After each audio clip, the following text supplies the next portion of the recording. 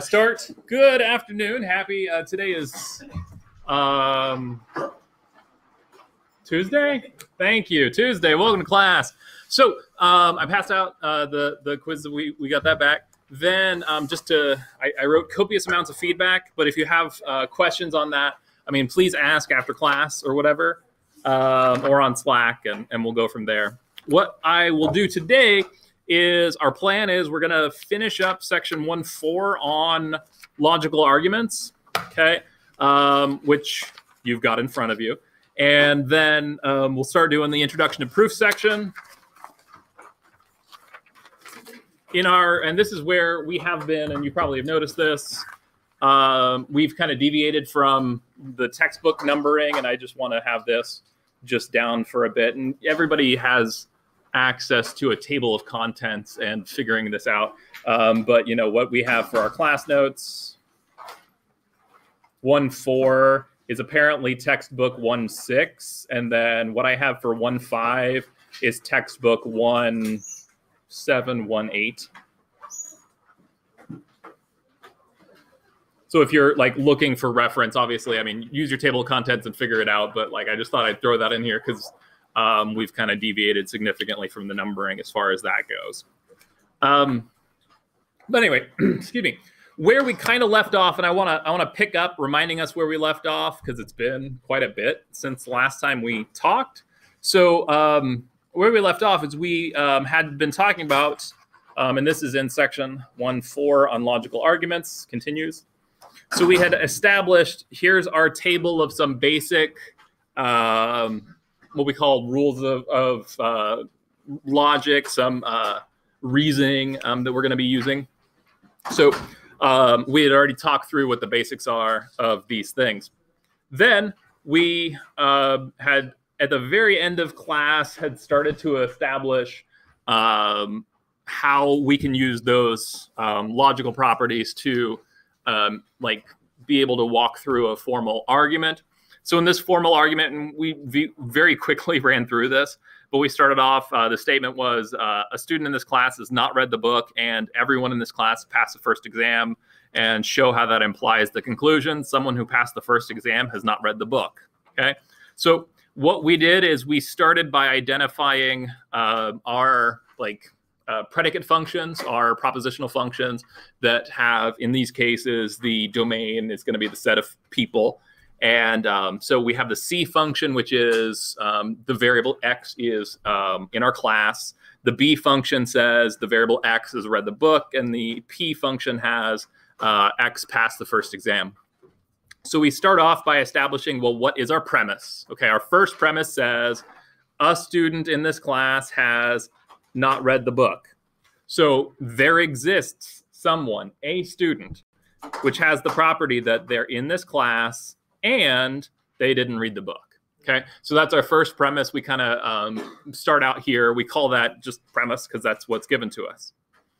Now, if I know that there exists a person who has that property, then I could just give that person a name, some name A, okay? Because if somebody in this classroom exists that has this property, well, okay, A has this property. So we do this by this existential instantiation. We're finding a particular instance that has this property. So in particular, that person A is in the class. So if the conjunction is true, then I can simplify it down to a single statement is true. After that, I pick up my next premise, which says all people in class pass the first exam, which if I change that to quiz, I think that's true. And then we have okay, that's great. After that, we do the universal instantiation. If it's true for all of the people, then in particular, it's true for whoever A is. Then modus ponens tells us if C of A is true and if C, then P is true, we can conclude the hypothesis. We then will simplify part 2 again slightly differently. We'll conjoin, or not conjoin, that's not the right word. We're going to and the two statements together as a conjunction. And then at the end of it, we'll generalize, because if it's true for one person in particular, we can say there exists a person. It's true for one person. Sir? Can you say again for the number 4 and 5? Oh, Yeah, sorry. On step 4 here, it's a premise. We're given that everyone in this class passed the first exam. And so everyone in this class passed the first exam. For all people, if they are in the class, then they pass the exam. Does that... And then you conclude under number 5, right? Yes, under number 5. If it's true for everybody in the class, then it's in particular true for A, who is in this class also. Mm-hmm. Good, thank you for asking. That was the clarification, was what 4 and 5 were. So cool. And I wanted to okay, so we kind of very quickly walked through it last time, and I maybe slower walked it through this time. But let's take a look at this next argument where, and this one is what is section example 149. Okay.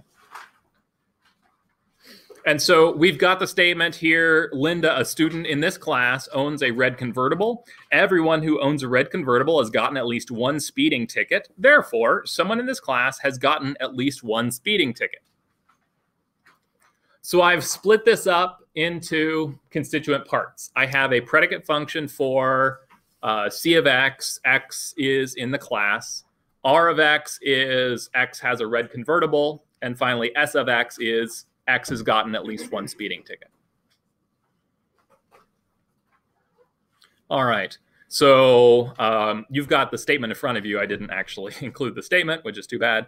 But the first line here, as far as our argument goes, I've got C of Linda and R of Linda. That sentence says what?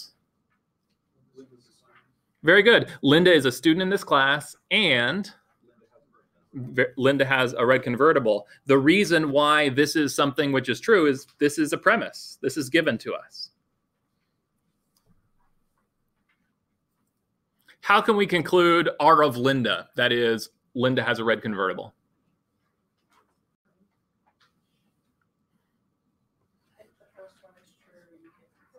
Very good. Since line 1 is true, then we can simplify. So I'm going to say this is going to be a simplification of line 1. All right, how about this one? For all X, R of X, then S of X. What's that say as simple English? Very good. Everyone who has a red convertible has a speeding ticket. For all people, if they have a red convertible, then they have a speeding ticket. Okay, so that one is given to us as a premise, so I'll write it. What about this second line here, R of Linda to S of Linda? Linda had the red convertible, so she had the ticket.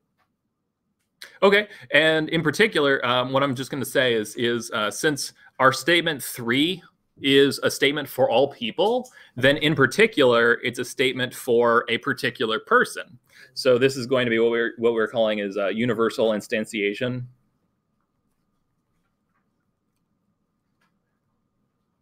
Okay, instantiation. The idea is, again, there's a particular instance of a person who has this property. How do we conclude? Oh, yes, sir. Universal instantiation, is that for all and some, or just all? That's for all. And then the other one for the other is called existential instantiation. I mean, it's just but it's still, we're finding an instance of the person. Mm-hmm. Good, thank you. The question is, what is that for? So, how do we conclude line 5, S of Linda? Number 2. Okay, 2 and 4. Okay, so that is, I am assuming R of Linda, and I say if R of Linda is true, then S of Linda is true. We conclude S of Linda. That mode of reasoning is called modus ponens. Excellent. Of 2 and 4. Very good. Oh, modus ponens. Modus ponens. There's double N's. Ponens. Okay. All right. Now, for the next, that crashed. That makes me sad. Is that going to get my joke? I think your joke fell, and I'm sorry. I missed a line here. I need a line 5.5 where I can say C of Linda is true. Here, let me throw in right here 5.5. I need to say C of Linda is true because I didn't actually separate that out, did I? C of Linda is true. Why is that true? Good. Yeah, it's the simplification of line 1. Okay. Good. And then now we can get to what line 6 is. Because line 6 says C of Linda and S of Linda. That one is the conjunction of the two.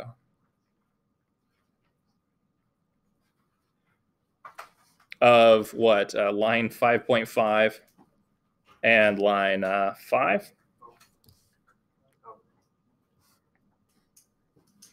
And then our last statement on line 7, we have there exists someone C of X and S of X. How do we get that? Very good. This one is the existential generalization. Because if it's true for Linda in particular, then it's true for some general person. Somebody exists in this classroom. And that ultimately was our conclusion that we wanted to show. Okay, this was our conclusion.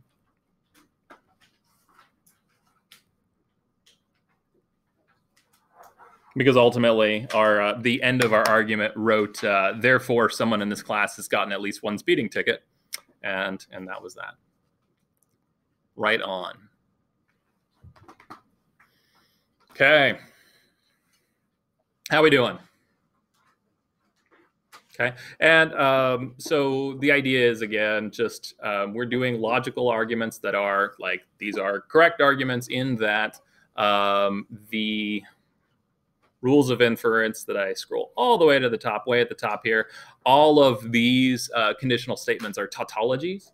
And so because it's a tautology, it is a valid rule of inference. If it were not a tautology, it would be not a valid rule of inference. So as just a particular example, and I want to just throw this on the side here. So note if I had something of the form, maybe P implies Q and Q, or was it neg P? I think it was neg P and neg P. Okay.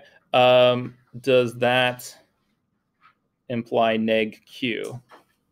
Okay, and it's been 5 days since I last saw you guys. Oh, I'm sorry. For the rules of inference, yes. The conjunction is in there, so is it just something that we...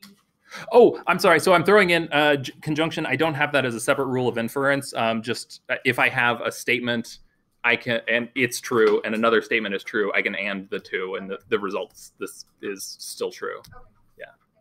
Yeah. Okay, good. And the question again here was that, is conjunction a thing? I don't have it as a separate rule of inference. Here, on this question that I have here, does this look familiar to anybody? Okay, and I handed it back on the quiz that just a little bit ago, or that you've seen. And ultimately, what we saw is on the truth table, the last column looked like true, true, false, true for that entry. And that the fact that this is false here means that it's not a tautology.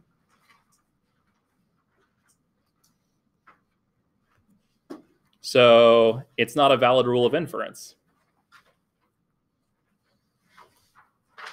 or a valid argument.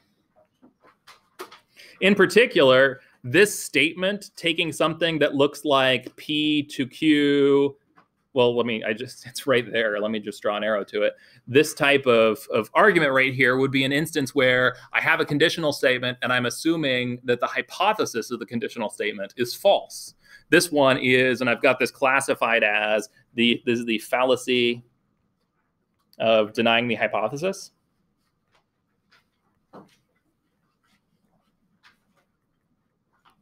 And I've got a couple examples of that in the notes there, but that's an example of a fallacy, and a fallacy is just the term we use for saying this is not a valid rule of inference. The other very common one is going to be the fallacy of affirming the conclusion.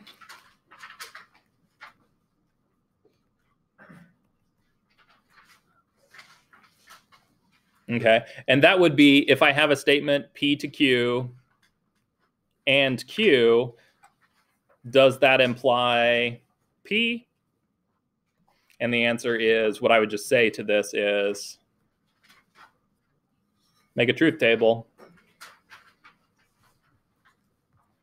C, it's not a tautology.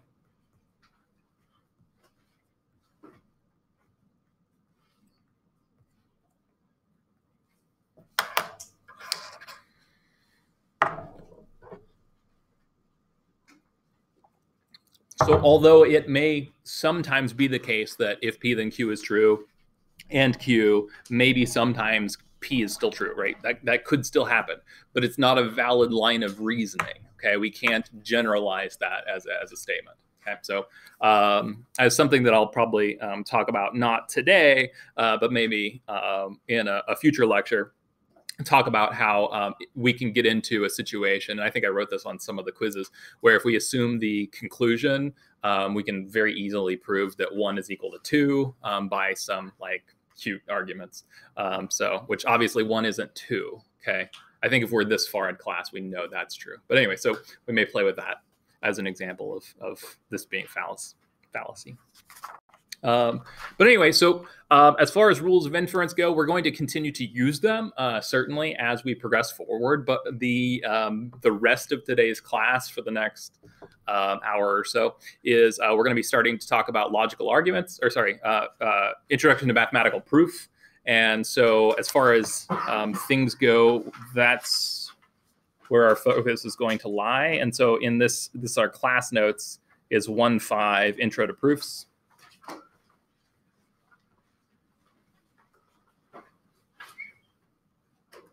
And this is a big deal. This is fun. Hey everybody, I'm recording this a second time today just to make sure that the recording actually works. So what we are going to do in this section is we're going to take a look at section 1.5 on mathematical proofs. This recording, by the way, is happening in my basement, so the acoustics are going to be kind of different. But in this section, the idea is we're going to be talking about how we're going to use our logical arguments and put them together in order to take math statements and show things are true. So in the basic part, you already have in front of you the definitions, the concepts of theorems, propositions, lemmas, corollaries, and conjectures. So with that in mind, here, let me just establish in section 1.5.2, this is the example 1.5.2, we have the proposition. Our proposition is if n is an odd integer, then n squared is odd. Okay, so what that is then equivalent to saying in terms of logical propositions and predicate functions and our quantifiers is this is saying for all integers, and our universal discourse is integers, if n is odd, then n squared is odd. Okay, so, and again, anytime we have a statement like this, this is the hypothesis of our conditional statement. This is the conclusion. Math statements always, or not always, but almost always have an implied for all. So even though this doesn't say for all n that are integers, the implied statement is this is true for all integers. Okay. So with that in mind, we need to talk about how we can actually go about proving these things. So before we do, I need to make the following definition. Well, what does it mean for an integer to be odd? What does it mean for an integer to be even? So we say an integer is even if, well, an integer, let me say an integer n is even if there exists an integer. Integers, again, are counting numbers, zeros, negative numbers. So an integer k such that n can be written as 2 times k. An even number is 2 times another integer. So our favorite examples, of course, would be things like the number 2 is 2 times 1. Of course, 1's an integer. 4 is 2 times 2, so 2 is an integer, that's fine. 5 is not an integer, or sorry, is not even, because it's 2 times 5 halves, where here 5 over 2 is not an integer. And so that's an example of one that is not even. In case you're wondering, 0 can be written as 2 times 0, which of course means that 0 is even as well. Okay. And we also will say an integer is odd if there exists an integer k, or sorry, an integer, we'll say L, such that n, an integer, we need to give it a name, an integer n is odd if n can be written as 2L plus 1. So 1 more than a multiple of 2. And again, if we just want to see a particular example, we could say, well, 5 is 2 times 2 plus 1. So 5 is odd.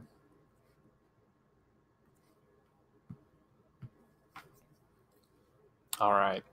So with these things in mind, what we'll do is we'll take a look at some proof methods. Our first proof method is proof method 151. This is direct proof.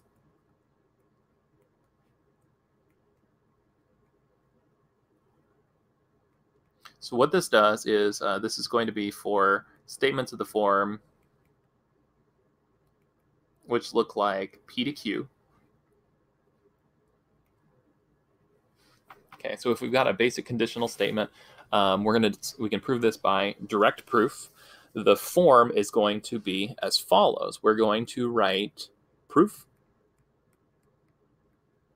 We will write assume P is true. Stuff happens. This might be magical, mathematical statements or logical arguments. And ultimately, after we have made that assumption, we followed our noses, we ultimately say, we'll conclude that Q is true.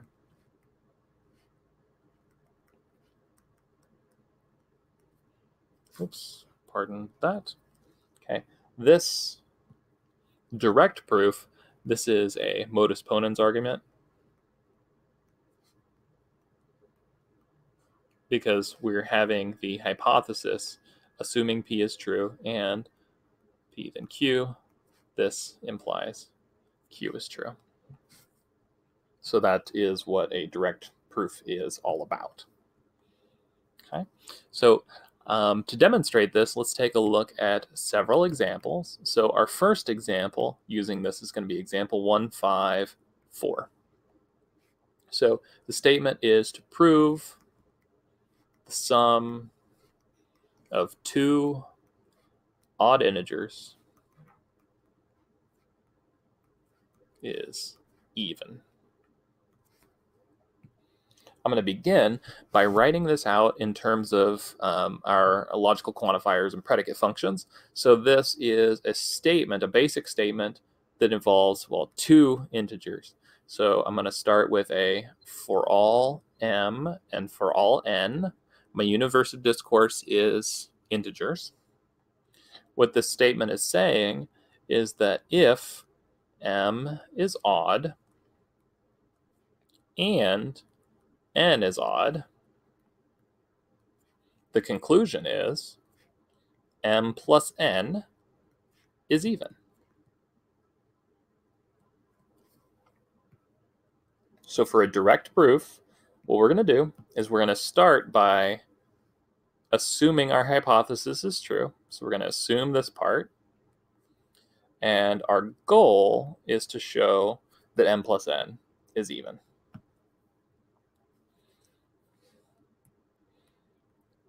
And as I said, we'll always begin by writing proof, and we're going to write down what we assume. We're going to assume the hypothesis is true. So we're going to assume m and n are two odd integers.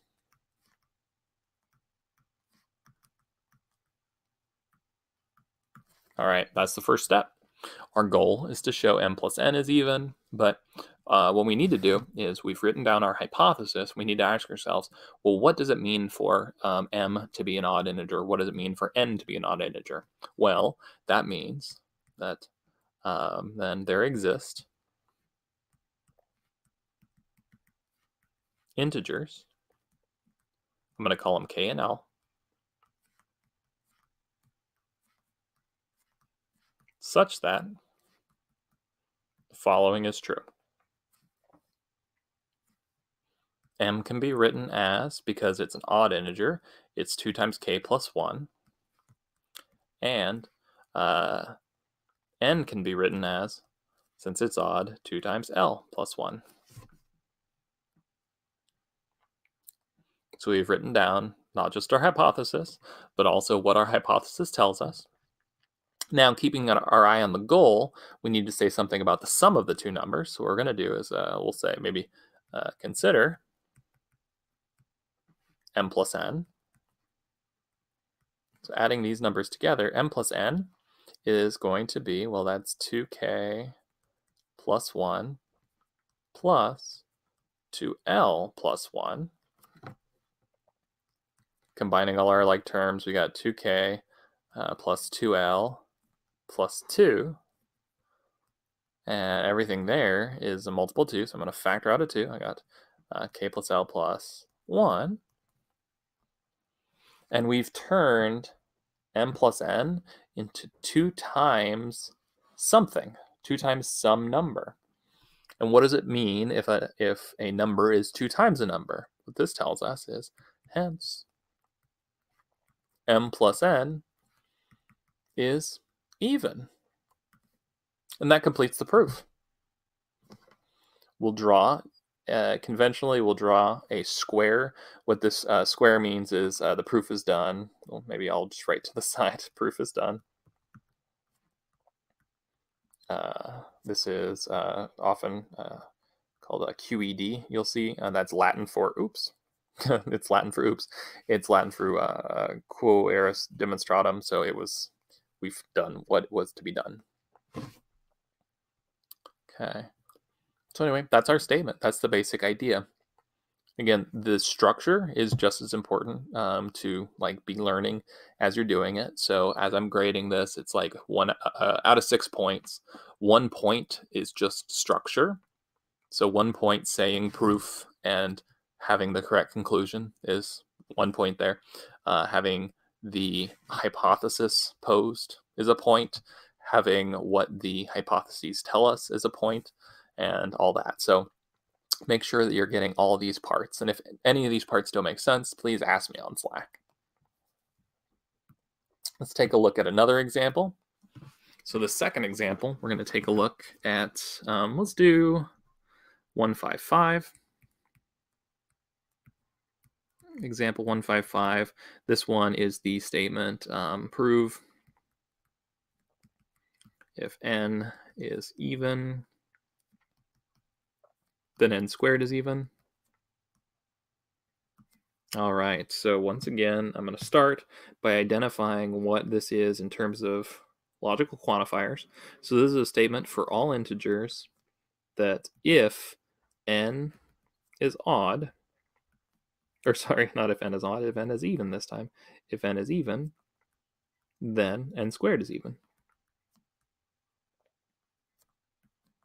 Okay, so our hypothesis is what we'll assume, and our conclusion is our goal. So we'll start, write out the word proof, scroll it up a bit, and we'll write down that we assume n is even. All right, then there exists some integer, and we'll just call it k. K is a good placeholder value, such that n can be written as 2 times k. Okay, then what does that mean? Well, n squared is going to be 2k quantity squared, which is 4k squared, which is 2 times 2k squared. And therefore, what do we have? Therefore, n squared is even. That was what was to be shown. So we do our little QED symbol. Boom, boom. We got it. Sometimes I've drawn marks inside of it. Almost all the time I draw marks inside of my QED box, but that's it. Hypothesis, what follows, math, and conclusion. I'll leave 156 to play with. If you're interested, there's a proof of 156 actually in the second set of PDF notes available. It's called version 1, and that's fully worked out. And if you have questions about that, do ask me. But what I want to talk about now is talking about indirect proofs. So a direct proof is one where I'm trying to prove P to Q directly by assuming P and use modus ponens. Like that's ultimately what we're going for, right? For an indirect proof,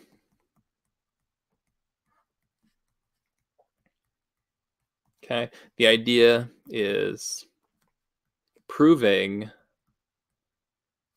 P to Q is hard or maybe impossible.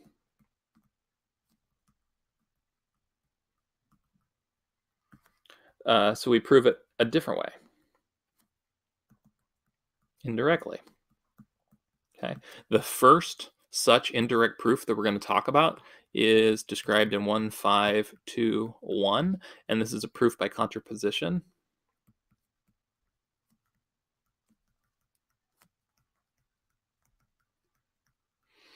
Okay, so a proof by contraposition allows us to take advantage of the fact that the conditional statement, if P then Q, is logically equivalent to the contrapositive, if the negation of Q, then the negation of P. Those have equivalent truth values. And so if we can prove the contraposition of a statement is true, then we get that the initial condition is in fact true. So the model is going to be as follows. We're going to begin by writing proof by contraposition.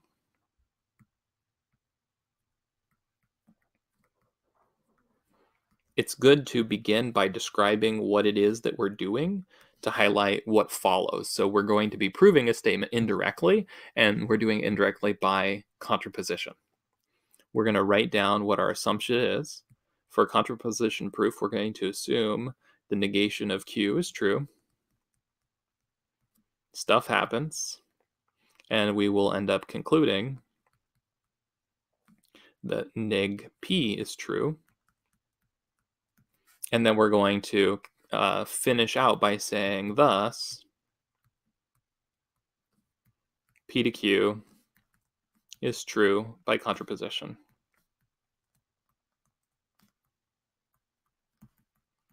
So that's the general form of it. Notice I'm saying that we're going to write out proof by contradiction or contraposition, and I'm saying we want to advertise what we're doing ahead of time. If we're doing a direct proof, we're just going to just write proof, and just by writing proof, we imply, okay, this is going to be just direct. But it's good to tell our readers, if we're doing something indirect, what it is we're doing.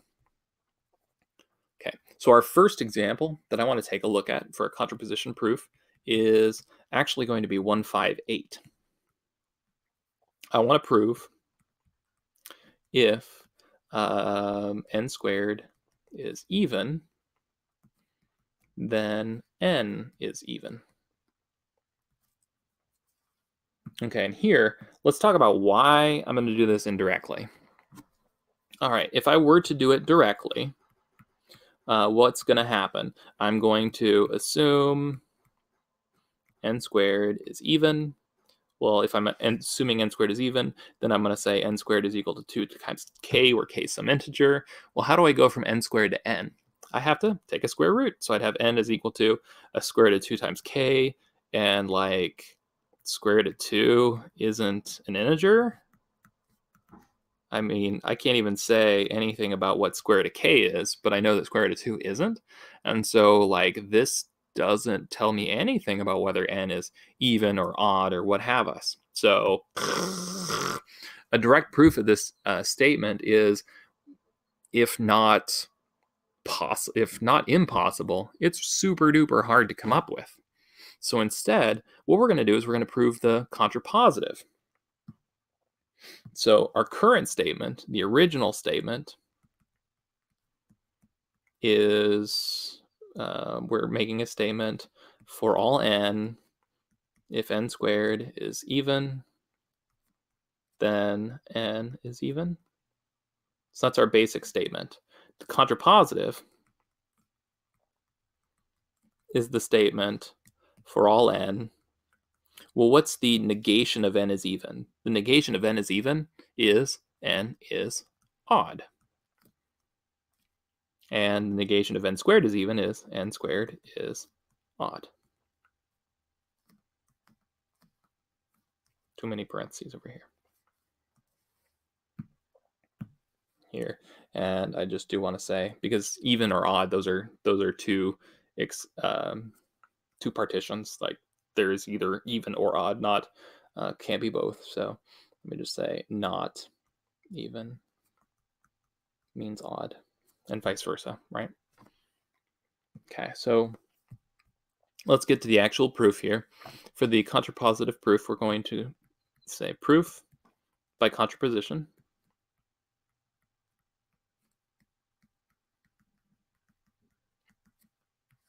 We're going to assume n is odd. And what does that mean? Well, then there exists an integer. Let's call it k again, such that I'm going to call n is going to be 2k plus 1. What does that mean for n squared? So that so then n squared is going to be 2k plus 1 quantity squared, which is going to be 4k squared plus 4k plus 1, which is going to be 2 times 2k squared plus 2k plus 1. There's still a 1 hanging around out there.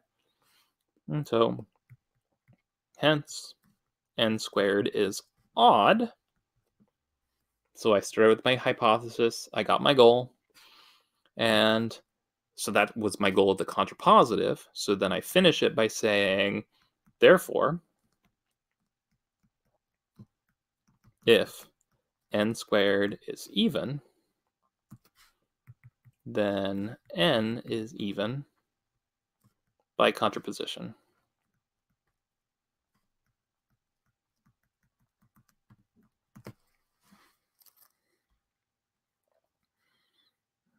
All right, so once again, if it's hard to prove something directly, it can be helpful to prove it indirectly. Alrighty, so we're going to just set up example 157. So the original statement, which you've got in front of you, it's the statement, if the integer n cubed plus 5 is odd, then n is even. So that's the original statement. Let's go ahead and transcribe this to what the contrapositive is. The contrapositive is going to be the statement for all n. So again, the contrapositive, we flip the implication arrow. And this is going to say if n is odd, which is the negation of even, then we conclude n cubed plus 5 is even. Okay, and again, just to set up the skeleton of this, this is going to be, we're going to have a proof by contraposition.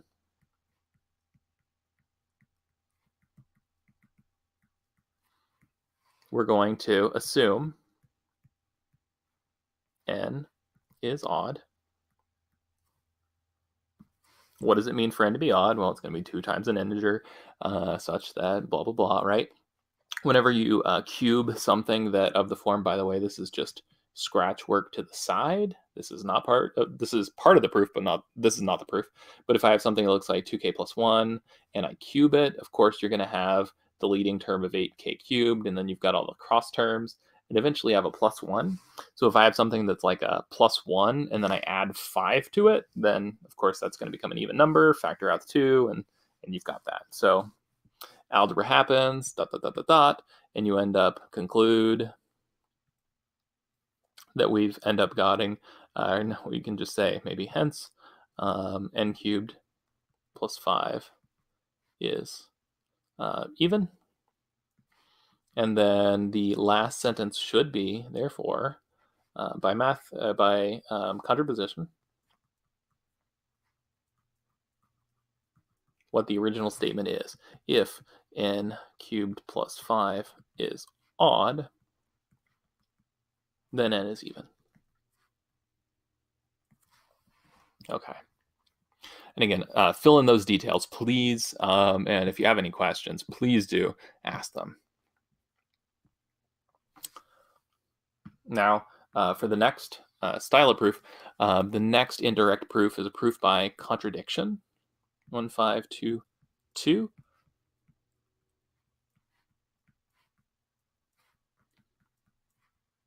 And this is a very maybe kind of it's pretty different, pretty uncomfortable. I mean, I've been doing it for like 15 years, and I still think it's a little bit weird. But the idea is we're going to prove something of the form,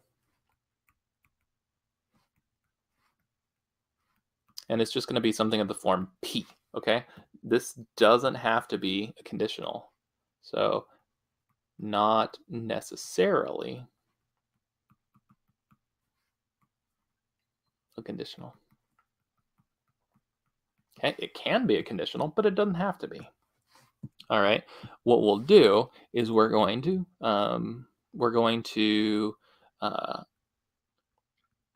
assume that the opposite of P is true, and then we find a contradiction. And the reason why this works, as I said, on the notes there, you see it says the negation of P to Q and neg Q is congruent to P, or sorry, equivalent to P. So this is our contradiction here. The statement Q and not Q is always false. So something can't be true and not true at the same time. So we're going to begin by assuming to the contrary that P happens, and then ultimately it turns out. All right, let's tie this to conditional statements. So for conditionals. All right, so if we consider the statement P then Q, what's the negation of that? The negation of that, as you again saw again on the quiz and everything, this is P and the negation of Q. So what we do is we assume that the conditional is false, and that is we'll assume P and not Q are true. Stuff happens, and we ultimately show either not P or Q are true. So ultimately that is that we have P and not P, or Q and not Q. In both cases, those are a contradiction. That's always false, and that leads to the conclusion that we desire. For an example proof of a proof by contradiction, let's consider the following example. We're going to prove that if I'm going to say n plus 1 pigeons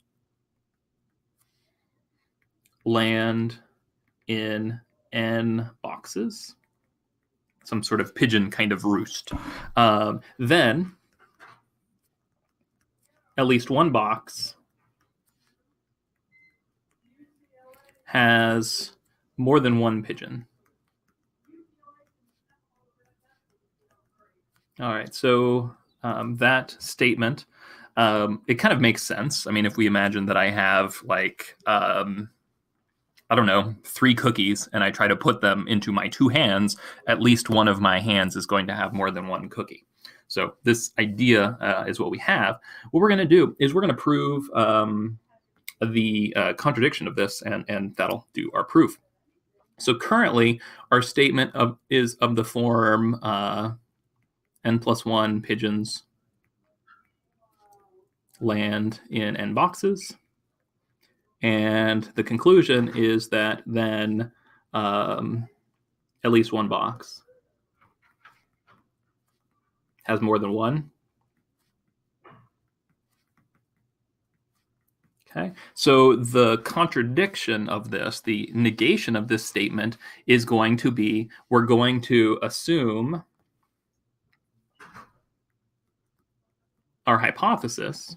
So we're going to assume this and the negation of this. And the negation of this would be that all boxes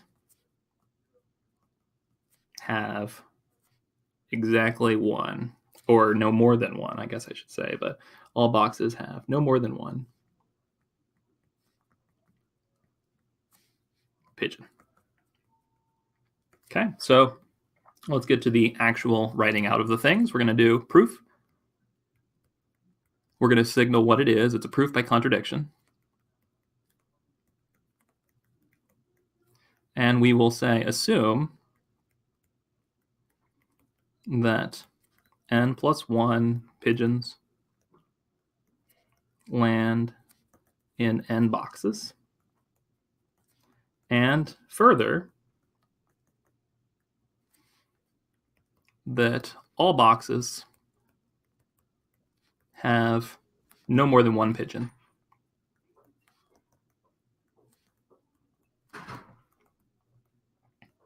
Okay, let's, if we allocate n pigeons to each box,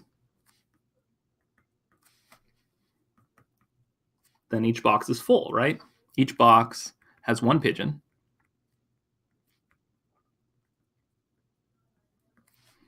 Now we need to put the last pigeon somewhere. And then place the last pigeon.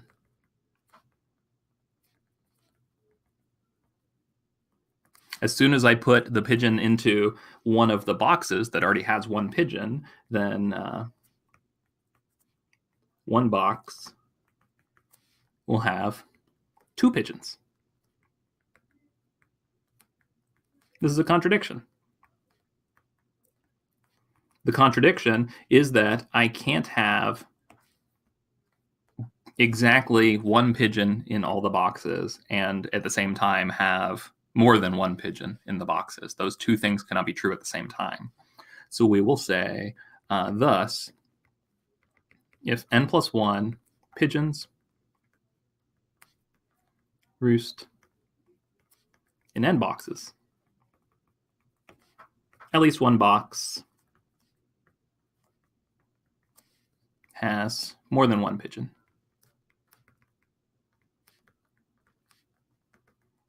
This is referred to as the pigeonhole principle, by the way.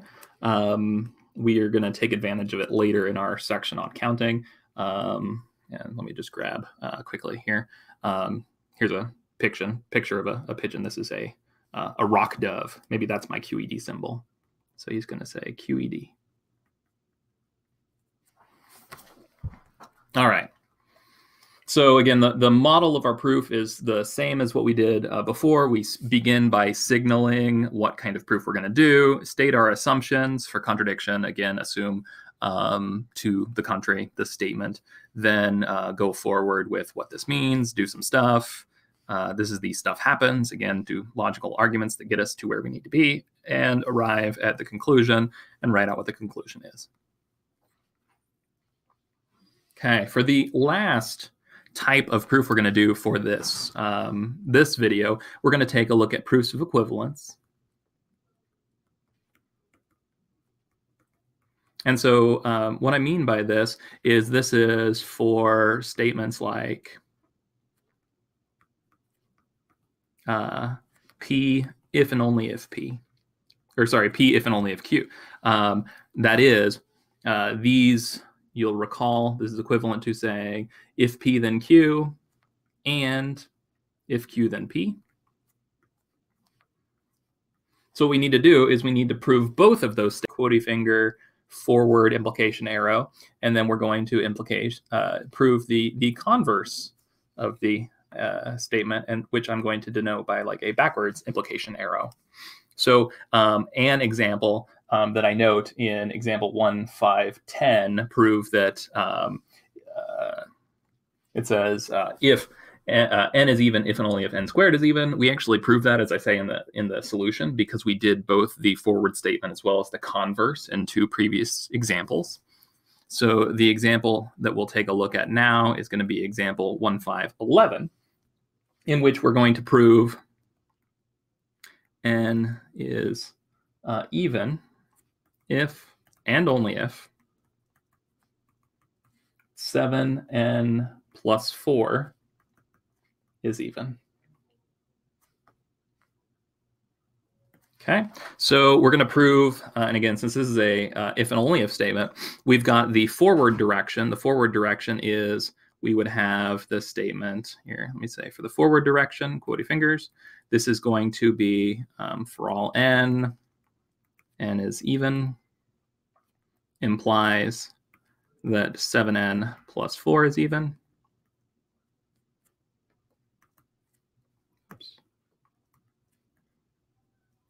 And for the second statement, the converse is going to be of the form for all n, well, the converse of that statement is 7n plus 4 is even, implies that n is even.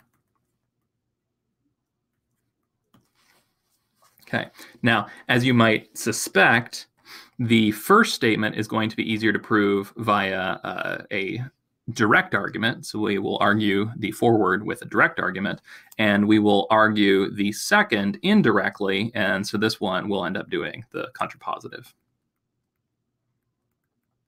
And again, just because it would be very hard to start with something that starts with, like, say, 7n plus 4 is like a 2k. Well, yeah, I can say that 7n is 2k minus 4. But as soon as I divide by 7, is 2k minus 4 divided by 7, is that an even number? I have no idea. It turns out it is, because that's what we'll prove, but we can't do it directly. Okay, so we're going to do, this is proof then. We're going to write proof. And I do highlight here again our forward direction. I like to kind of denote this is this way. And to prove it directly, we're going to assume n is even. And as we have said many times, then there exists an integer. Let's call it k, such that n is equal to 2k. So then we are going to have 7n plus 4 is equal to 2k plus 4, which is 14k plus 4. Factoring out the 2, we're going to have 2 times 7k plus 4. And since we've now written 7n plus 4 as 2 times some integer, we can conclude, hence, 7n plus, this is 7n plus 4 is even. That concludes the first part of the proof. For the second part of the proof, we're going to do by contraposition, and we are going to assume that n is odd.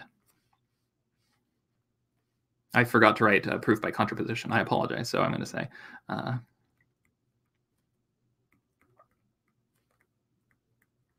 for this second part. So we're going to assume n is odd. And again, then there exists some integer. And since I already used the letter k before, I'm going to call this one L, such that n can be written as 2L plus 1. We then take a look at, so then let's just say 7n plus 4 is going to be 7 times 2L plus 1 plus 4. So that's going to be what? 14L plus 7 plus 4. Rewrite that as 14L plus, since 7 plus 4 is 11, I'm going to call that 10 and 1. The reason I'm doing that is because I want to factor out a 2 from part of it to rewrite this as 7L plus 5. So then it looks like 2 times something plus 1, which means hence 7n plus 4 is odd. So we conclude by contraposition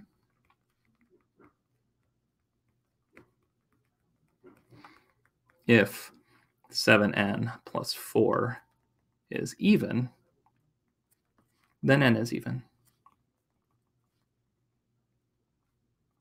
And we finish this out with our QED symbol, maybe draw a little smiley face